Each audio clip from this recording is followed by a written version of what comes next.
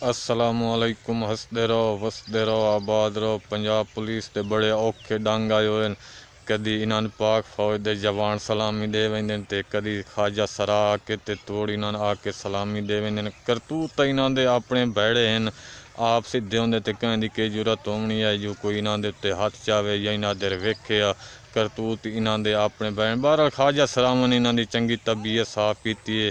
पाक फौज के जवान तो आए हैं गड्डियां ते आए हैं तो वर्दियां पा के आए हैं बगैर असला लैके आए हैं तो इन्हों की तबीयत साफ की है तो इन्होंने कोल तो असला भी कोई ना सिर्फ हथ हैं तो हथों का इन्हें इो जे इस्तेमाल किया जो रोमर हैं तो अंडरटेकर तो जॉन सीना सारे इन्होंने बोल शोल गए हैं तो मालूम ने दोबारा जवान होके तो मैदान आ गए। उन्हें चंगी इन्हों की तबीयत साफ की PTI की जी मौजूदा क्यादत है इन्हों दरू वो नंबर लै गई तो दस्यो ने कि PTI की मौजूदा क्यादत असा खुसरियां तो भी भैड़ी है कि जेड़े अपने हक वास्ते सिर्फ वो प्रेस कॉन्फ्रेंस कर सकते हैं।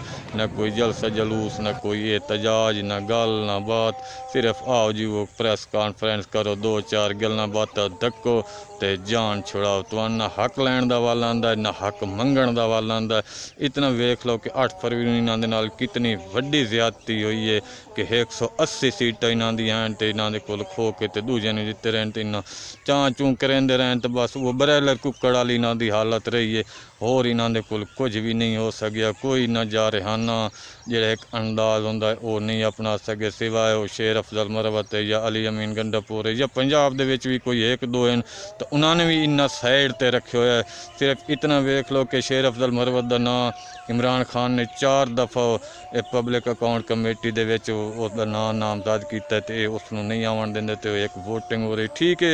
ये उदों उसनों देवें ज न देवें जेड़े शेर अफजल मरवत नूं दुख वो सिर्फ इस गल दा कि इमरान खान की गल नहीं मनी जा रही तो एक कंप्रोमाइज़ की आदत होई खली है तो इमरान खान वास्ते भी ये कुछ नहीं कर रहे। कोई उसके एहतजाज होंदा उसकी रिहाई का कोई होंदा गलबात उस दे विच भी कोई नहीं। ये वेख लो हुण 10 मई नूं इन्ना जलसा रखे होया फैसलाबाद वो हुण उमर अयूब साहब ने अग्गा टोर दिता है 17 मई नूं ते बस वेखो एक 17 मई नूं भी होंदा या नहीं तो दूसरे पासे वेखदे ने एक सान गवर्नमेंट इजाजत देंदी भी है या नहीं। इन्होंने गवर्नमेंट के इजाजत देनी अपने खिलाफ ही कोई हद है कि साढ़े खिलाफ तुम एहतजाज करो।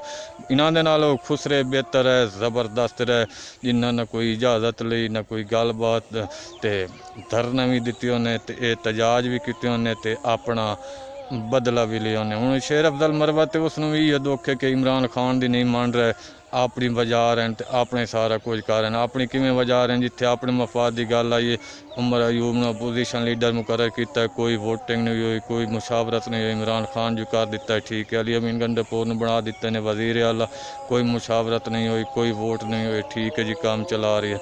अच्छा अली जैन बना दिते ने पार्लिमानी लीडर कोई वोटिंग नहीं हुई कोई गलबात नहीं हुई बस ठीक है। गौर ने बना दिते उन्हें चेयरमैन इमरान खान नामजद कर दिता कोई वोटिंग नहीं हुई कोई गलबात नहीं तो इतने चेयरमैन पब्लिक अकाउंट कमेटी छोटा होता है इमरान शेर अफजल मरवत नूं इस गल का दुख नहीं उसनों सिर्फ इस गल का दुख है कि इमरान खान की नहीं मनी जा रही इमरान खान की नहीं सुनी जा रही। बहरहाल ये बड़े दुख की गल है बड़े अफसोस की गल है।